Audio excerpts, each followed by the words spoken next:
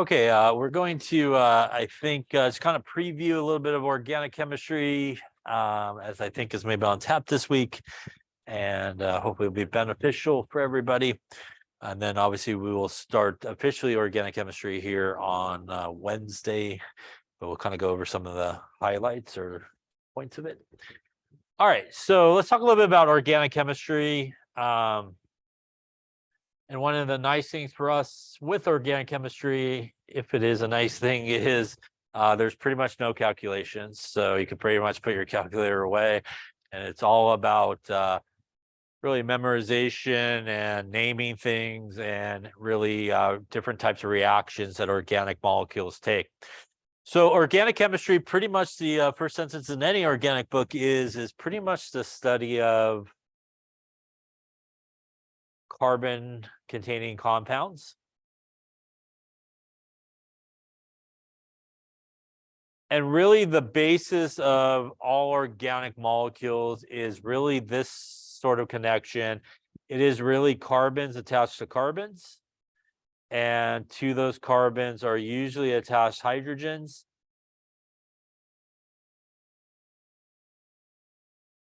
And along the way in organic chemistry, we sort of replace some of these hydrogens with other sort of elements, things like oxygens, nitrogens, halogens, and so forth.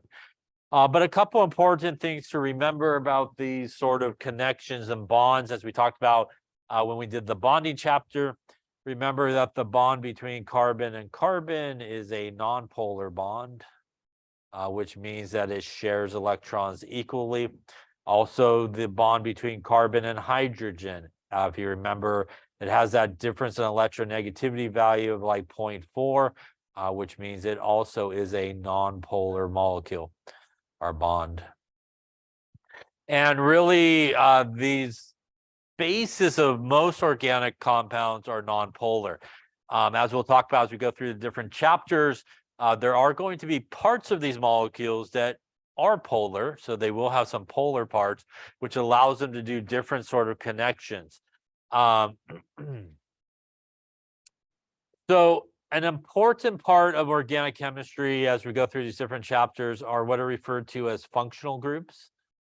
And functional groups are really the part of the organic molecule that makes it a certain type of organic molecule. So there's this part of the organic molecule that's the functional group. And it pretty much, as we'll talk about with reactions and things of those natures, that is pretty much where everything happens. It's pretty much at that functional group is pretty much where all the action sort of happens. And it also gives you the certain types of classifications. For example, functional group could be a carbon-carbon single bond. Which is an alkane. Functional group could be a carbon-carbon double bond, which is known as an alkene. Could be a carbon-carbon triple bond, which is known as an alkyne. We could also have other functional groups that maybe don't have carbon necessarily as the main part. We could have an OH group, which is the functional group for an alcohol.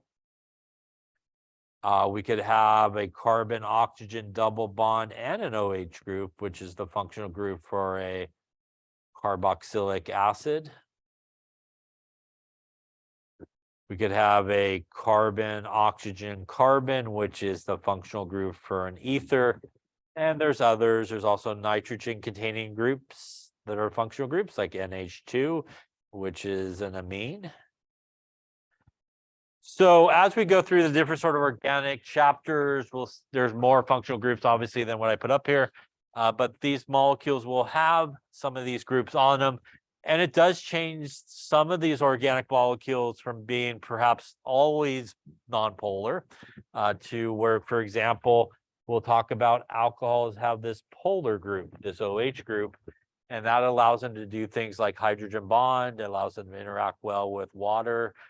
So changing some of these hydrogens out to some of these functional groups will really change some of this organic molecules. But the basic sort of connection in organic chemistry is that carbon attached to carbon and those guys attached to hydrogen. That also means that it's important to remember when we talk about carbon,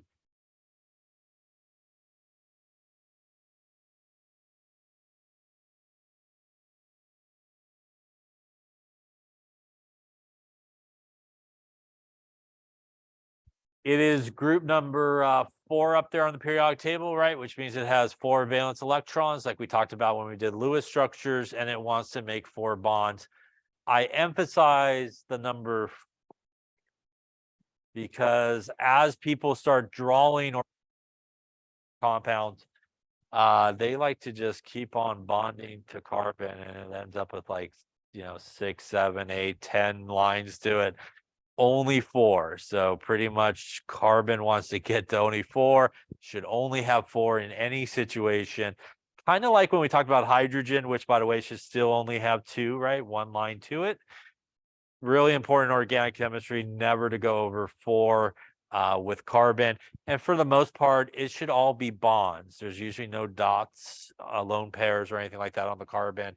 They're usually all bonds. And like I said before, pretty much people kind of go a little crazy with it and just kind of over bond carbon all the time. So when we talk about formulas for organic compounds, there's several different sort of formulas that we sometimes come across. For example, we could have just the basic molecular formula that we've talked about before. Say we have C4H10. We could also have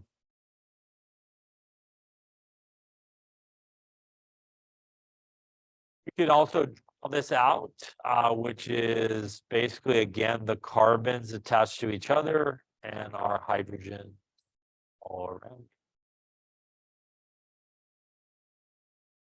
All right.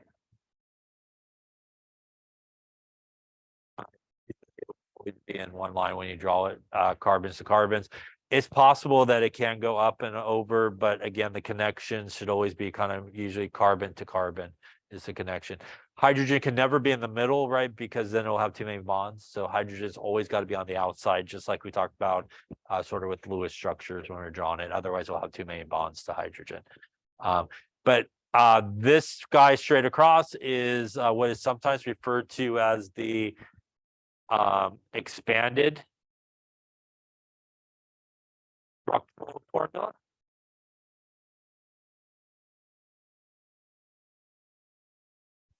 We will get into all that, yeah.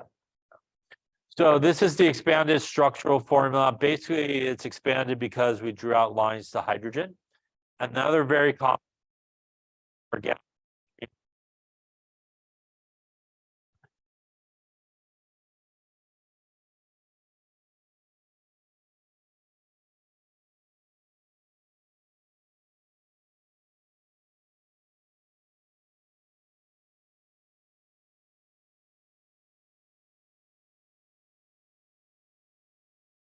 This would be CH3.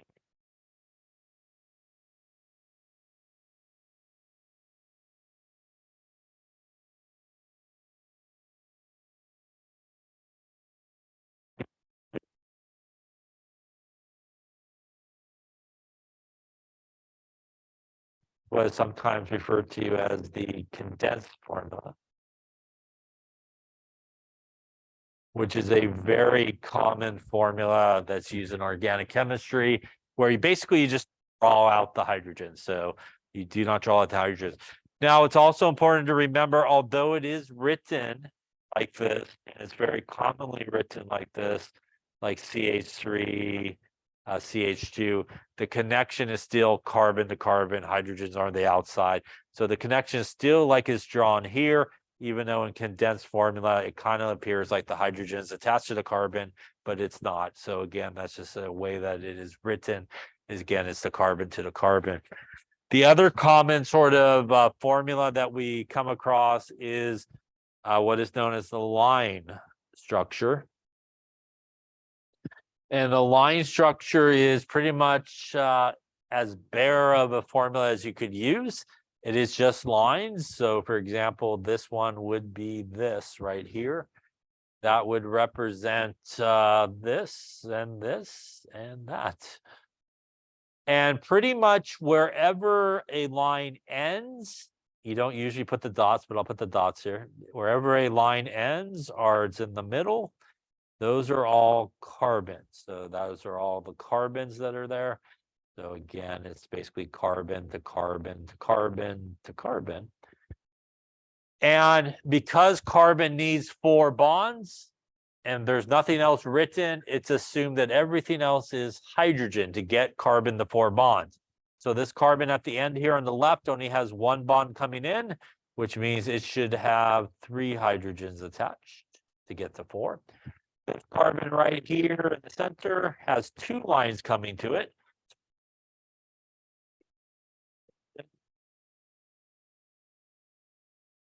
And here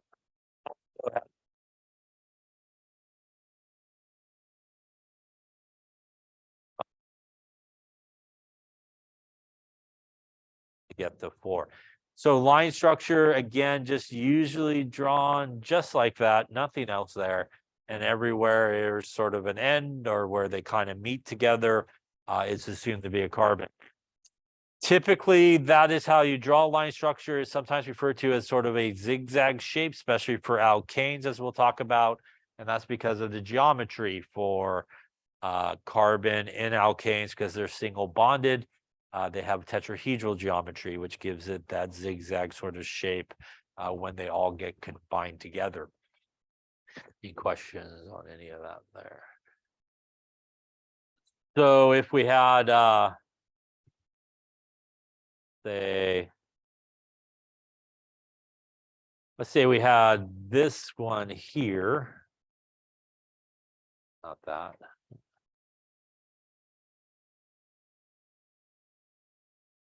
All right, why don't you write the molecular formula for this one?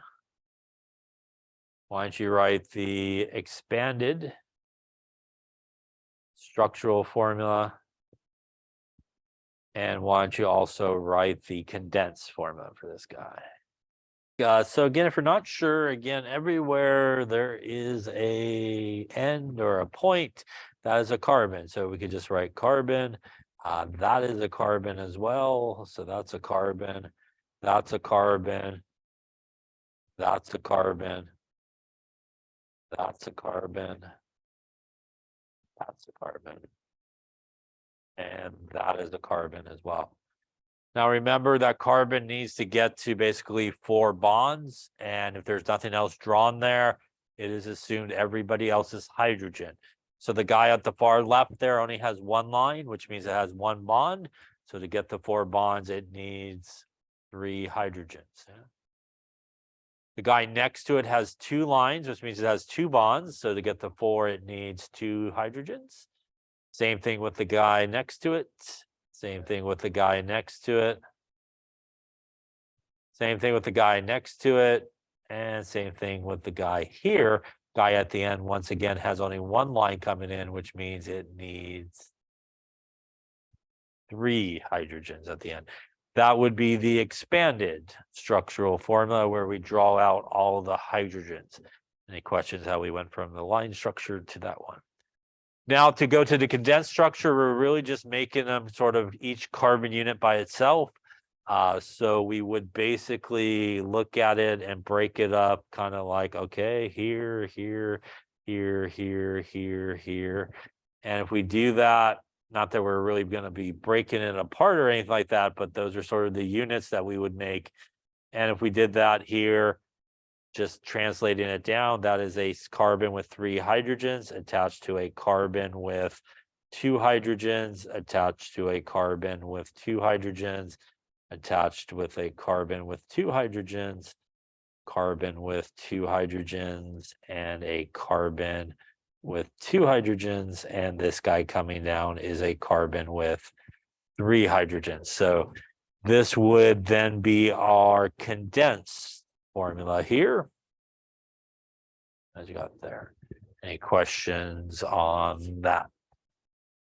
Now we can really just add up what we got going on. We have 1, 2, 3, 4, 5, 6, 7 carbons.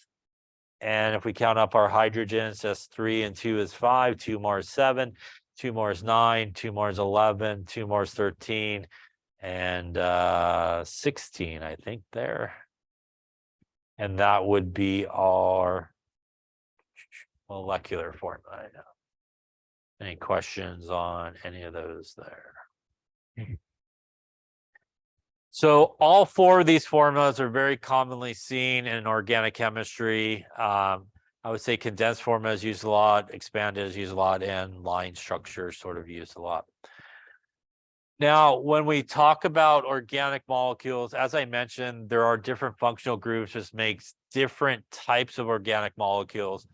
And you can have things that are connected, as was a sort of earlier question, all together in a straight chain, but you also could have things connected in a couple of different ways besides that. So what we were just looking at is sometimes what is referred to as, I'm just going to draw four of them here, a straight chain. And pretty much all the carbons run in a straight line, if you will. Now, there is also what is sometimes referred to as a branch chain, for example, and I'll just do a condensed formula up here. And in a branch sort of situation, we have sort of a main chain, and then off of it is like a branch on a tree. And there's some branches that could kind of come off of the main part of the molecule. So this is what is sometimes referred to as branch chain. And for example, we can make it, even more if you wanted to here.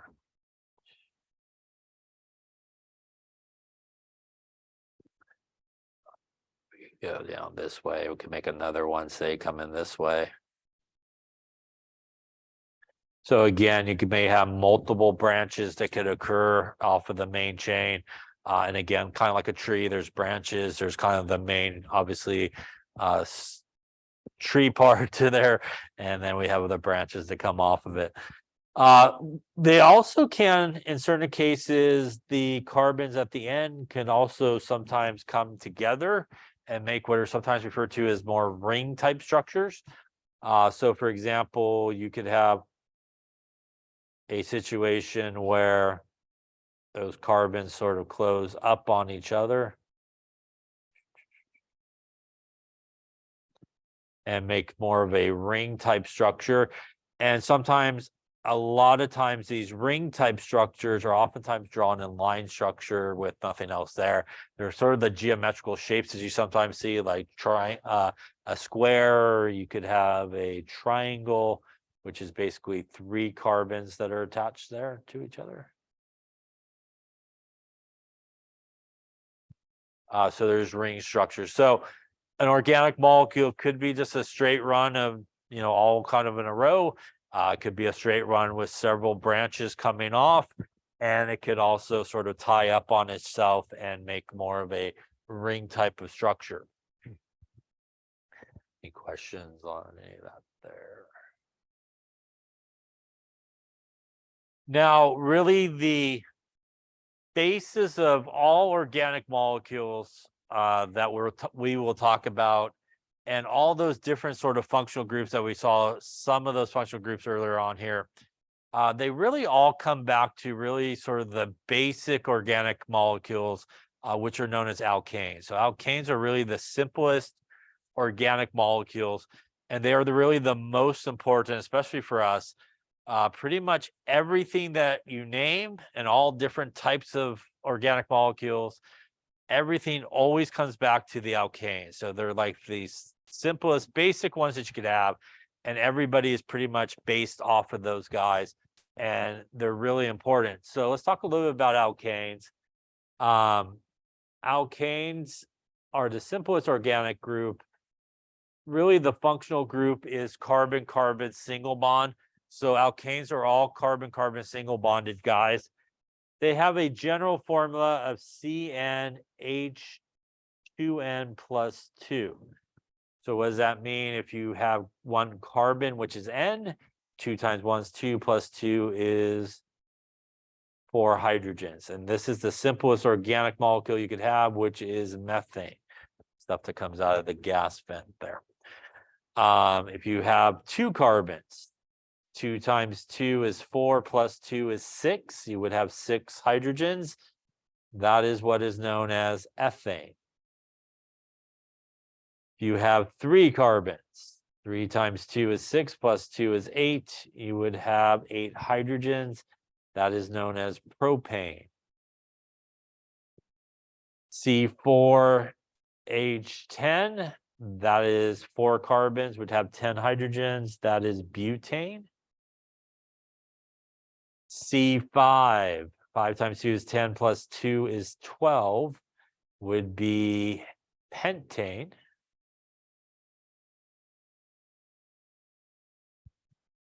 Go this way. C6, 6 times 2 is 12 plus 2 is 14. That would be hexane.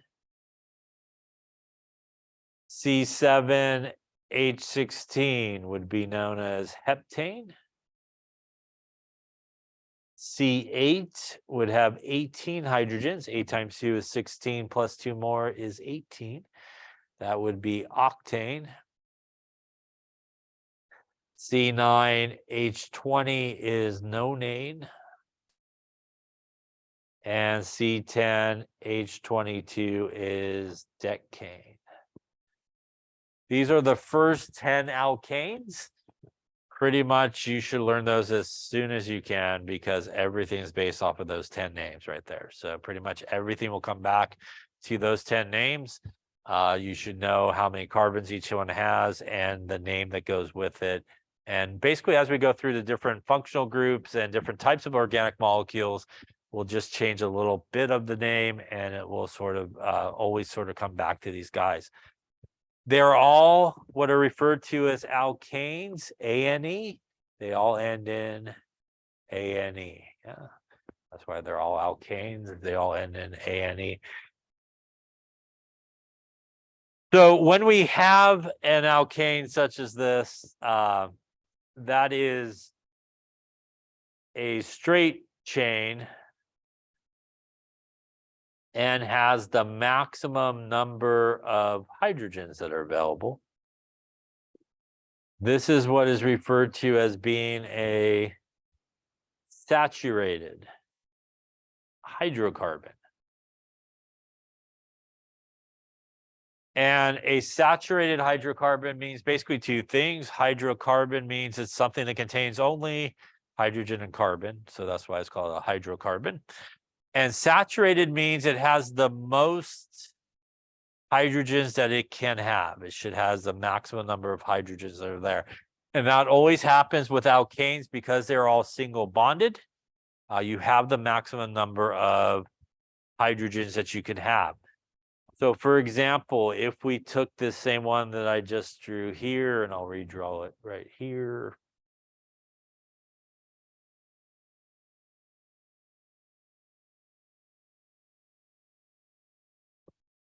And by the way, this guy would be, what is the name of it? It has how many carbons? 3. 3 carbons is propane. It is all single bonded, so that's an alkane, that is propane. When we have a double bond, for example, let's just say we wanted to double bond, say right in this location. So if I put a double bond in there,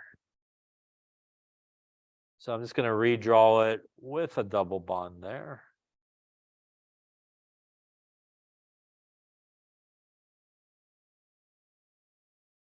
Double bond right there in that location. Ouch. All right. So I double bonded right here in this location, right? Tell me, is this problematic the way I did it? Is it a problem for this carbon and this carbon the way I drew that double bond? If you remember from when we were drawing Lewis structures, right? It is called what rule? It is called the octet rule, right? Which means you should not have more than 8 electrons, right? How many electrons does that carbon have? Either one on the double bond. It has 2, 4, 6, 8, 10 electrons, yeah? So when you go double bond something in organic chemistry, we got to remember that carbon cannot have more than 4 bonds. So whenever we add another bond between 2 carbons, what is always sacrificed is the hydrogen. A hydrogen on each carbon has to be sacrificed. Otherwise, if you leave it like this, you get an X and an unhappy face because that has way too many electrons. So the right way to double bond this guy would be we would have to lose a hydrogen on each of those carbons. And now when we look at these carbons, everybody has only 8 electrons and 4 bonds, which is what it needs to do. So whenever we add a bond in an organic molecule, you basically, a bond between 2 carbons, you basically take away 2 hydrogens, one from each carbon basically within the double bond. If I added a triple bond, I got to take away a couple more hydrogens. Otherwise, we have too many. So again, this would not be good. We would do this. By the way, this guy now has a double bond, and that makes the functional group in this particular compound right here, the carbon-carbon double bond. This is now not an alkane anymore, like this guy, which is an alkane. This is an alkene. Now, this alkene still has how many carbons? Still has 3 carbons, right? But it has a double bond. So it's no longer an alkene. It's an alkene. It goes from propane to propene, ENE. The propane part of it, because it still has 3 carbons, ENE at the end, because it now has a double bond rather than a single bond. So that, again, is how you can see that it's all related to the alkane. Now, let's say I decided I wanted to turn my double bond here into a triple bond. I again need to lose a hydrogen on each of these, otherwise I will have too many bonds. So if we want to turn that into a triple bond in this case, we would end up with something that looks like this: 1, 2, 3, and an H. And once again, that keeps each of those hydrogen carbons at 4 bonds. And this guy's functional group is the carbon-carbon triple bond that is there. And once again, it is based off of this name. It still has 3 carbons, is propane, but it has a triple bond, which means it's now another type of organic molecule known as an alkyne. And it is named propyne, YNE. Yes, so that is propyne, which is YNE. Both propene in this case and propyne in this case, these are what are referred to as being unsaturated hydrocarbons. They are hydrocarbons because they contain only hydrogen and carbon. They are unsaturated because they have a double bond, which means they do not have the maximum number of hydrogens because they have to lose them to make the double bond. And they have a triple bond, which means they lost even more hydrogens to make that triple bond. So they lack the maximum number of hydrogens as possible. Question on that there. So really important to know those alkane names, because as you could kind of see here, everything does fall back to those first 10 names. And again, just changing a little bit of it. As you can see here, when we got to the alkene, ENE, the name's an ENE, alkyne, YNE, this guy ends in YNE. So you sort of change it just a little bit based on the functional group that is there. Any questions on that there? Now, when we have something, say like 4 carbons in a row,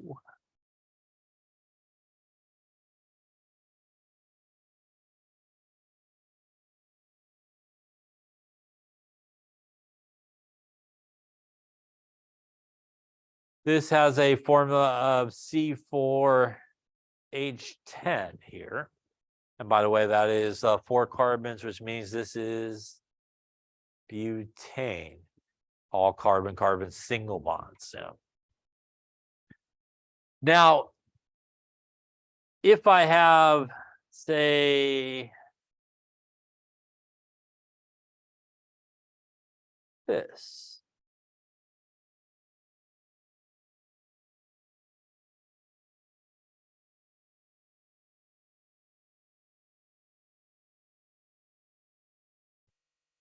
How many carbons and hydrogens does this guy have?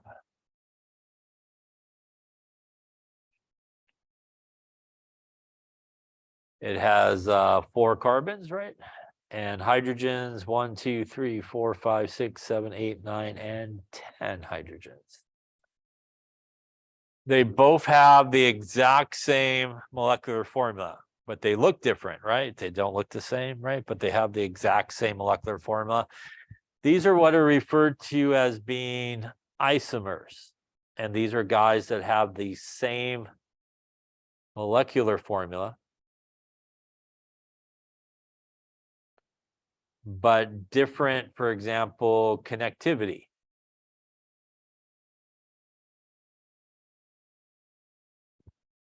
So it is possible in organic chemistry, and it happens a lot, that you can have basically the exact same number of elements there, but they are connected differently, which means that they are different actual organic molecules. They actually will have different names as well. So for example, the top guy there is butane, which is just 4 carbons all the way through.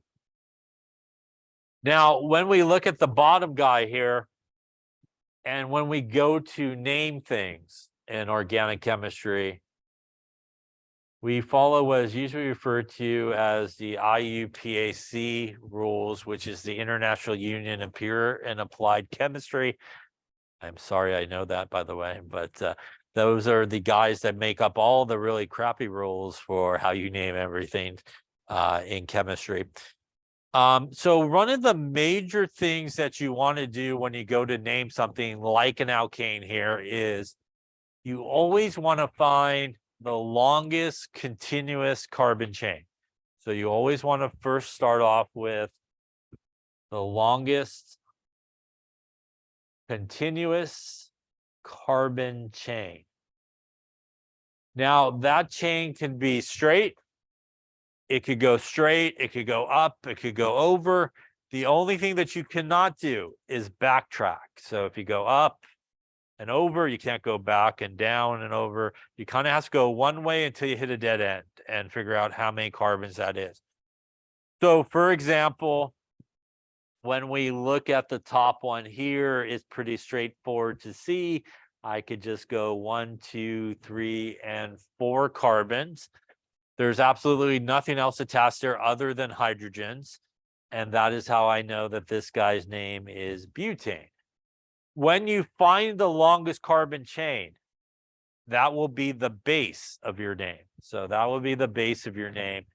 So when you do that, that becomes the base of your name.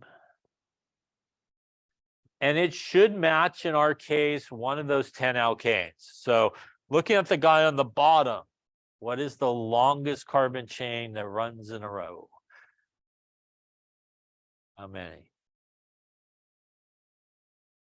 Well, we do want to check all of our options. So we could start here and just go straight across. I hit a dead end. That's 3, right? We also could, if we wanted to, start here and then go up, which would also be 3. You could also start on the right-hand side and go up. It would be 3 as well. So in this case, it doesn't really matter which way you go, but you should always check all of your options. So sometimes it's not always the straightest one. Sometimes it may be the one that goes up and over, but you do want to check all your options.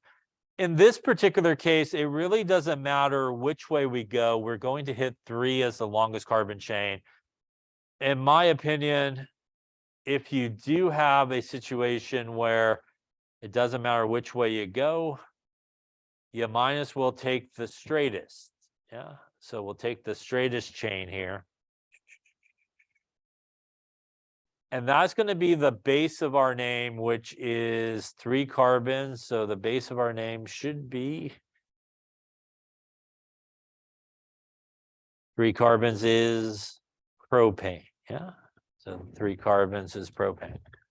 Now, when we look at the base of our name, which is that longest carbon chain, there is another carbon that is not directly in that run of 3, right? There is that carbon that's up on top. And if we look at that carbon up on top, which is this guy right here, because this guy is not part of the longest carbon chain, it is what is referred to as a group that's attached to the longest carbon chain. So this is what is referred to as a group. And more specifically, this is referred to as an alkyl group. Alkyl because it's a carbon-containing group. And we do have to give it a name. And you might imagine that the name of that group is also based off of how many carbons there are, right? And how many carbons are in that group. That group has just 1 carbon, right? 1 carbon in that group is based off of methane. But there is a difference between that group and methane. Methane is 1 carbon and how many hydrogens? 4.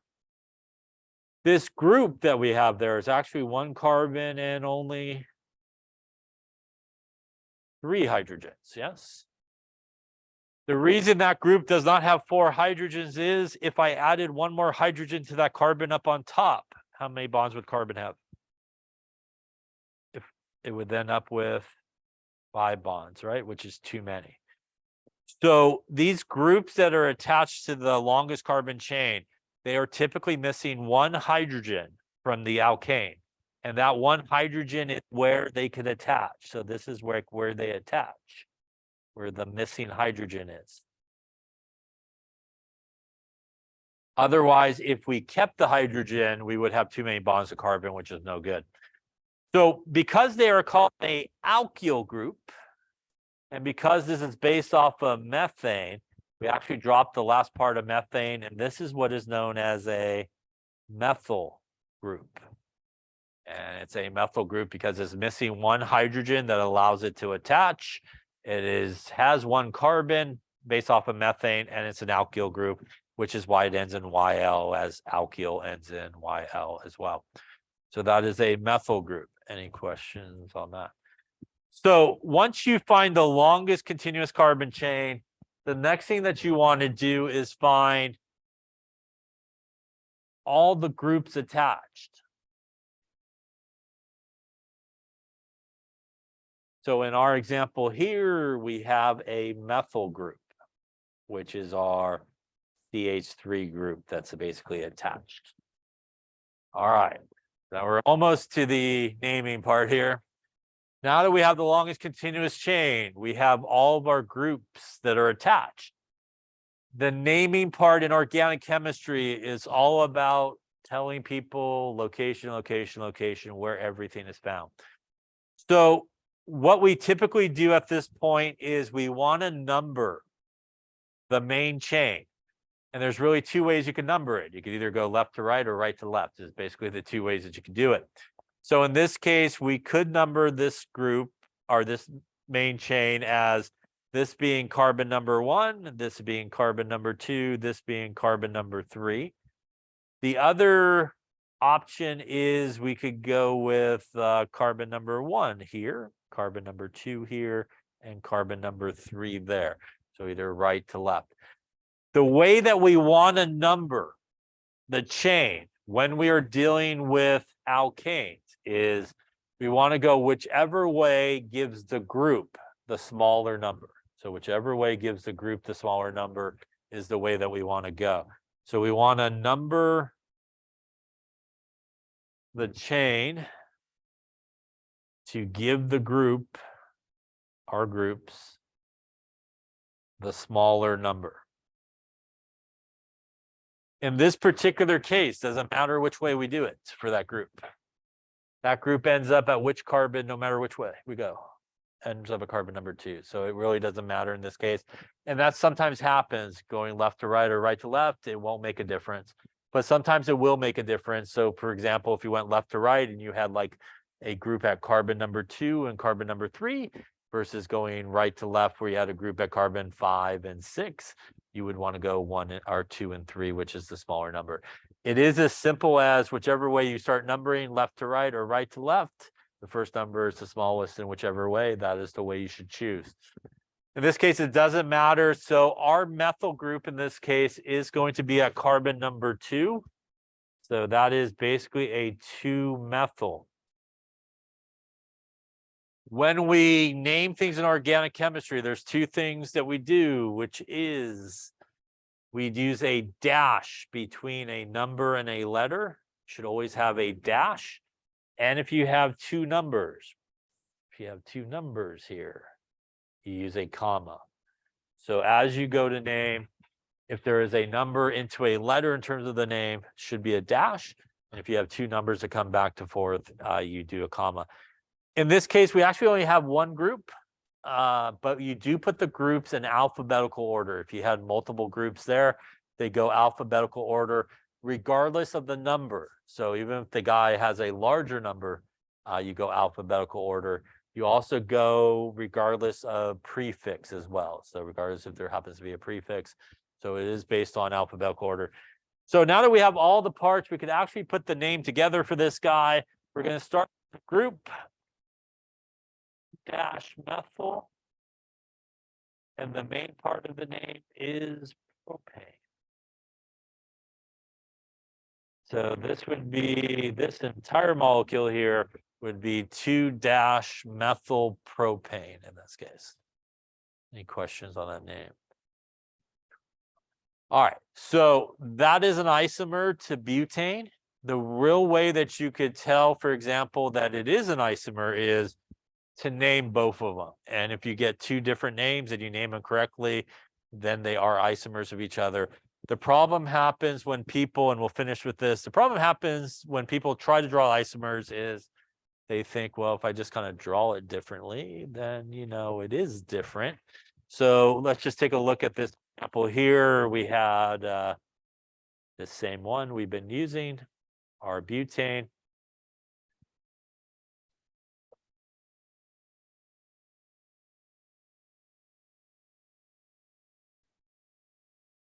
Let's do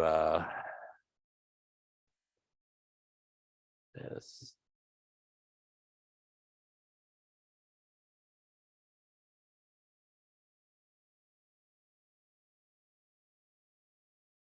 And let's do this actually.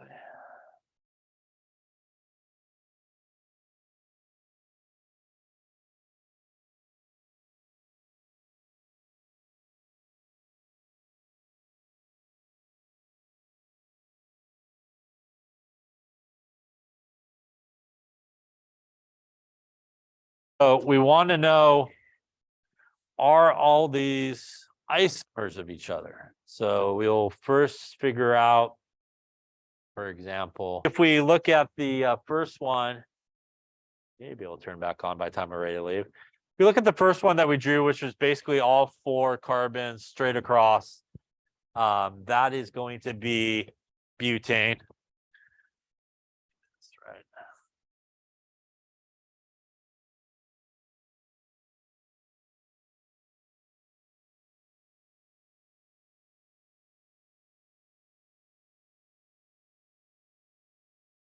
If we look at the other one that I drew, which looks like this, before we lost our projector. Looks like it's turning back on, hopefully. Let's see. What would the name of this guy be here? The longest carbon chain is how many? It is, we have 1, 2, 3, and 4, right? 1, 2, 3, and 4, right? So although it may look different, there is still 4 carbons and also our 10 hydrogens. What should the name of that guy be? that guy will actually still be butane, even though it's drawn down. The longest continuous carbon chain is still the 4 carbons. It is still the same thing. There's nothing else attached. So this would also be butane. So even though it looks different, because I drew like the bottom guy down, it's still the longest carbon chain is still 4, which is butane. The other one that I drew there looked something like this.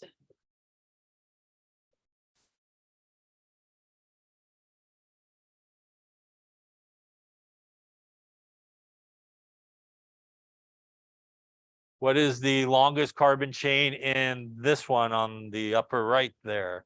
We count on from the top. That is 1, 2, 3, and 4 carbons, which means technically this name should also be butane. There's nothing else attached, right? So although they all look very different from each other, right? And sometimes when people are out to draw isomers, they go, I'll just draw this one down, this one up.